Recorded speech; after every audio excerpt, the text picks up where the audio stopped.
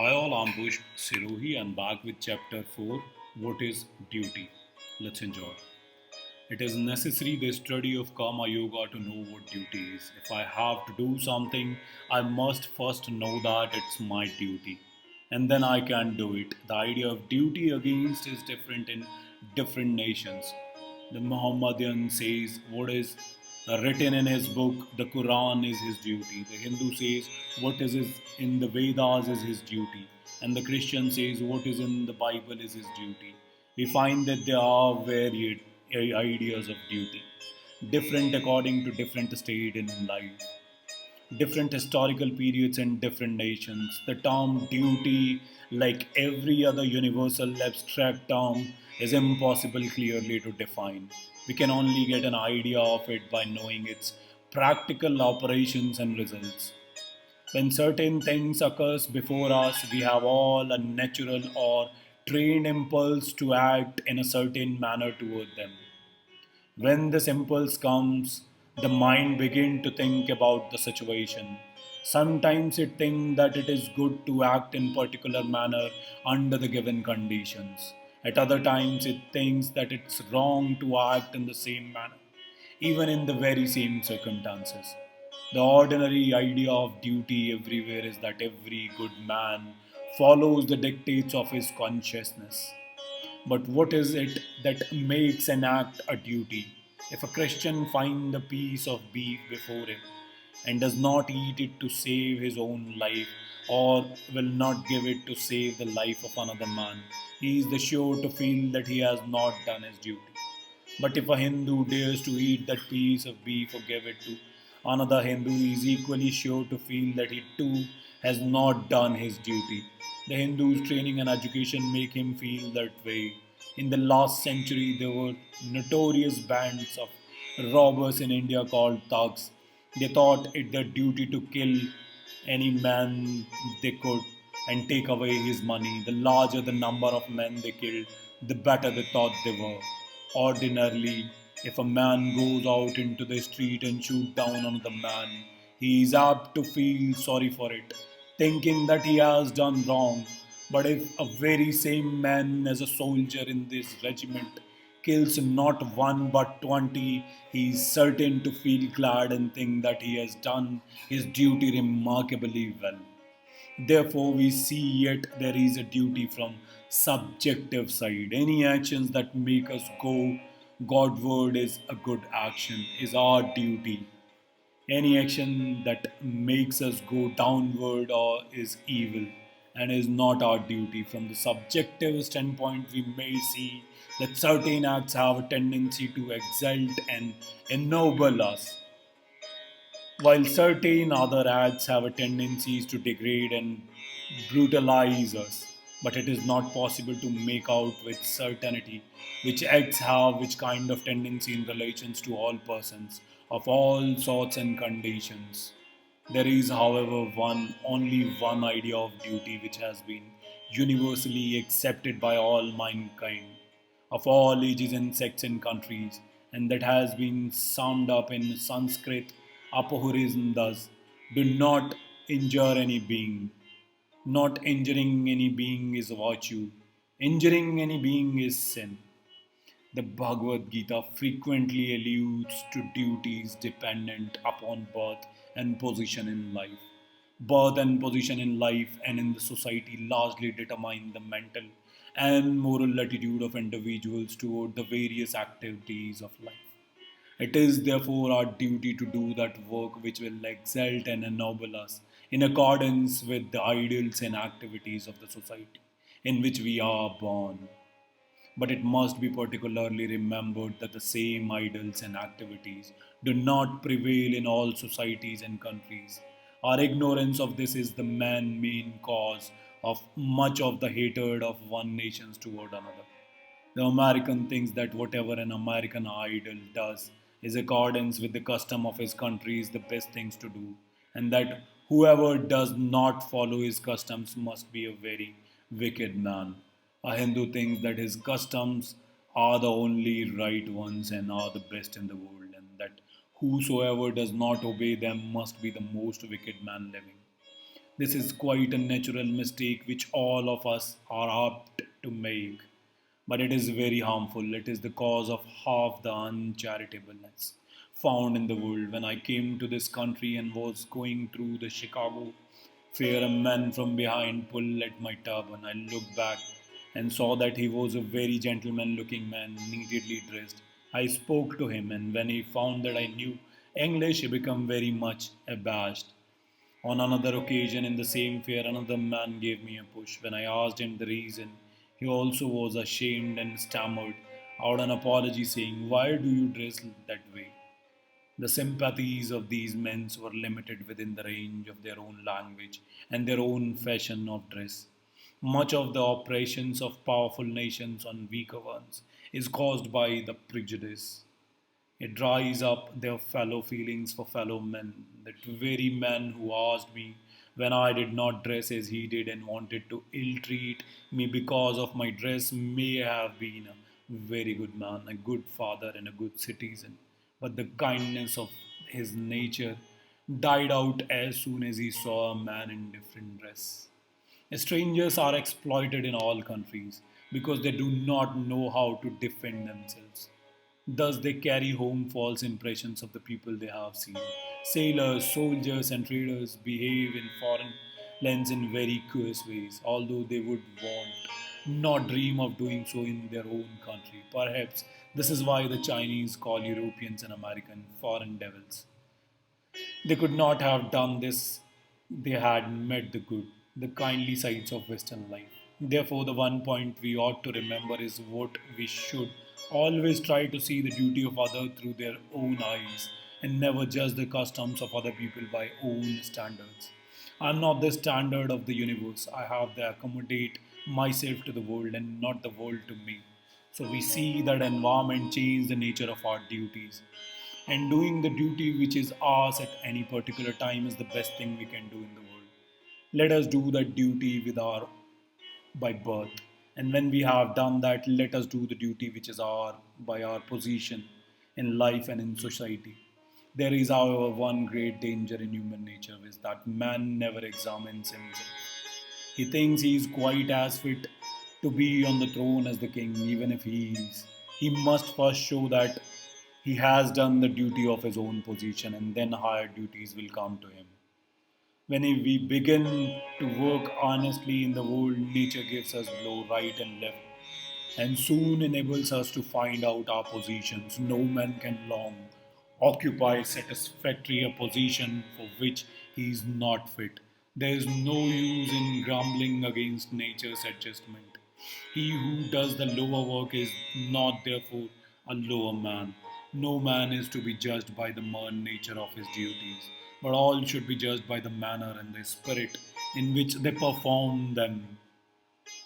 Later on, we shall find that even this idea of duty undergoes change, and that the greatest work is done only when there is no selfish motive to prompt it. Yet it is work through the sense of duty that leads us to work without any idea of duty. When work will become worship, something higher, they will work be done for its own sake. We shall find that the philosophy of duty, whether it to be in the form of ethics or of love, is the same as in every other yoga.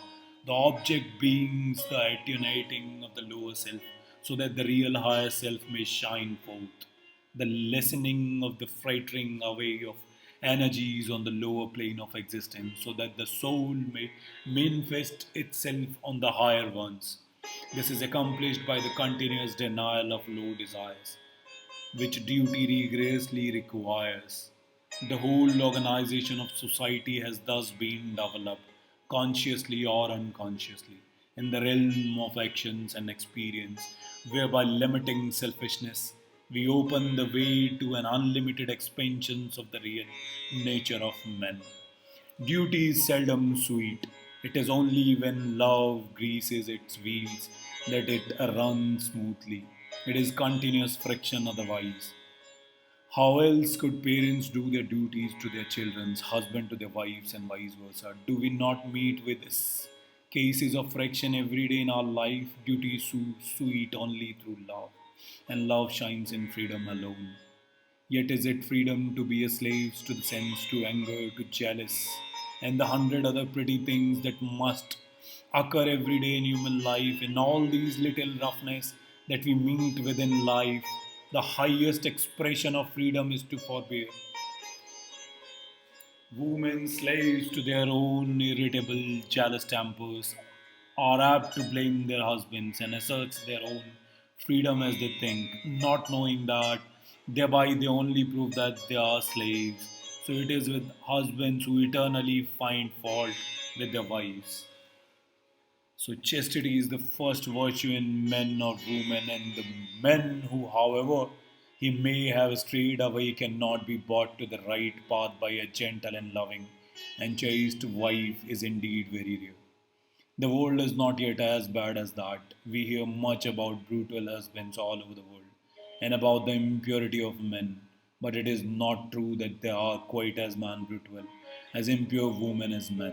If all women were as good and pure as their own constant assertions would lead one to believe, I am perfectly satisfied that there would not be one impure man in the world. What brutality is there which purity and chastity cannot conquer? A good, chaste wife who thinks every other man except her own husband as her child and has the attitude of a mother toward all men will grow so great in the power of her purity that there cannot be a single man, however brutal, who will not breathe an atmosphere of holiness in her presence. Similarly, every husband must look upon all women, except his own wife, in the light of his own mother or daughter or sister. That man again who wants to be a teacher of religion must look upon every woman as his mother and always behave towards her as such. The position of mother is the highest in the world, and it is the one place in which to learn and exercise the greatest unselfishness. The love of God is the only love that is higher than a mother's love.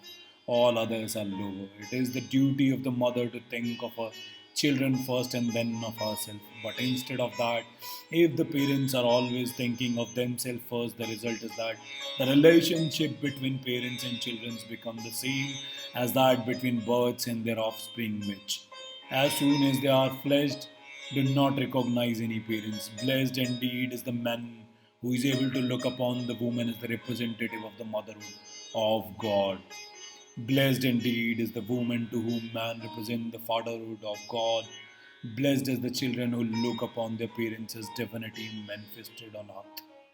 The only way to rise is by doing the duty next to us, and thus gathering strength go on until we reach the highest estate.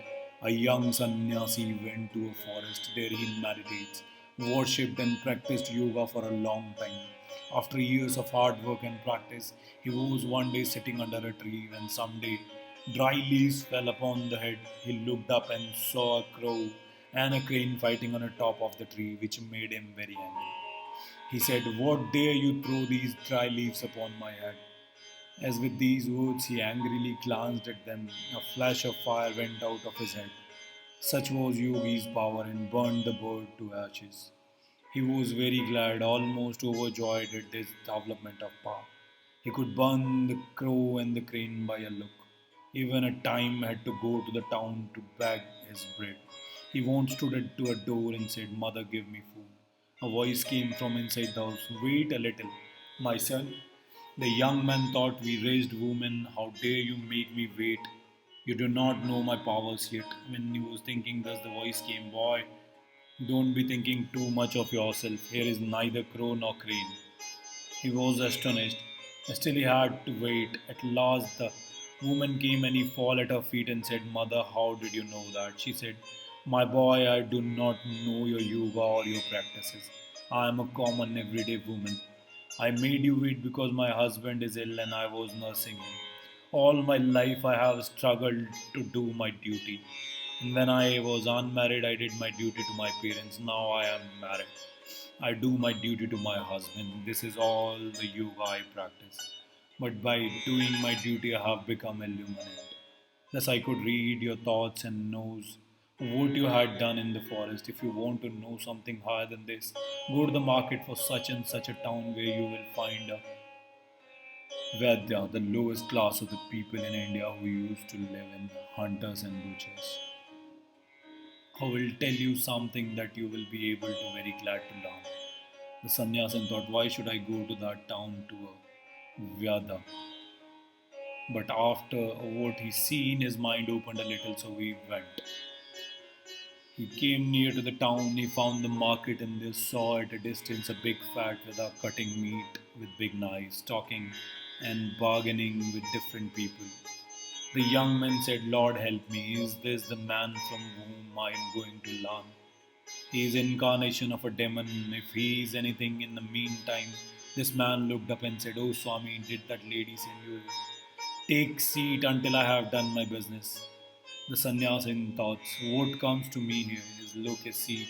The man went to on with his own work, and after he finished, he took his money and said to the sannyasi, Come, sir, come to my home. On reaching home, the Vedas gave him a seat, saying, Wait here, and went into the house and then washed his old father and mother, fed them, did all he could be pleased them. After which he came to the sannyasi and said, Now, sir, you have come here to see me. What can I do for you? The sannyasi asked him a few questions about soul and about God, and the Veda gave him a lecture which forms a part of the Mahabharata called the Veda Gita. It contains one of the highest flight of Vedanta. When the Veda finished his teaching, Sannyasin file astonished. He says, Why you are in that body? With such knowledge as you are in a Veda's body and doing such filthy, ugly work. My son, replied the Veda. No duty is ugly, no duty is impure. My birth placed me these circumstances and environments. In my bodyhood, I learn the trade, I am unattached, and I try to do my duty well. I, true, I try to do my duty as a householder, and I try to do all I can to make my father and mother happy. I neither work a yoga, nor have I become a sannyasi, nor did I go out of the world into a forest. Nevertheless, all that you have heard and seen has come to me through the unattached doing of the duty which belongs to my positions. There is a saying in India, a great yogi, one of the most wonderful men I have ever seen in my life. He is peculiar man. He will not teach anyone. If you ask him a question, he will not answer. It is too much for him to take up the position of a teacher. He'll not do it. If you ask a question and wait for some days, in the course of conversation, he'll bring up the subject and wonderful light will he throw on it. He told me once the secret of work. Let the end and the means be joined into one. When you are doing any work, do not think of anything beyond. Do it as the highest worship, and devote your whole life to it for the time being. Thus, in the story, the Vyada and the woman did their duties with cheerfulness and wholeheartedness. And the result was that they become illuminated, clearly showing that the right performance of the duties of any station in life without attachment to the results leads us to the highest realization of the perfection of the soul. It is the worker who is attached to results that grumbles about the nature of the duty which has fallen to his lot. To the unattached worker, all duties are equally good, and from efficient instrument with which selfishness and sensuality may be killed, and the freedom of the soul secured, we are all apt to think too highly of ourselves. Our duties and determined by our deserts, and to a much larger extent that we are willing to grant. Competition rouses envy and it kills the kindness of the heart. To the grumble, all duties are deceitful. Nothing will ever satisfy him, and his whole life is doomed to prove a failure. Let us work on doing as we go whatever happens to be our duty, and being ever ready to put our shoulders to the wheel. Then surely shall we see the light. Thank you guys. Hope you like it.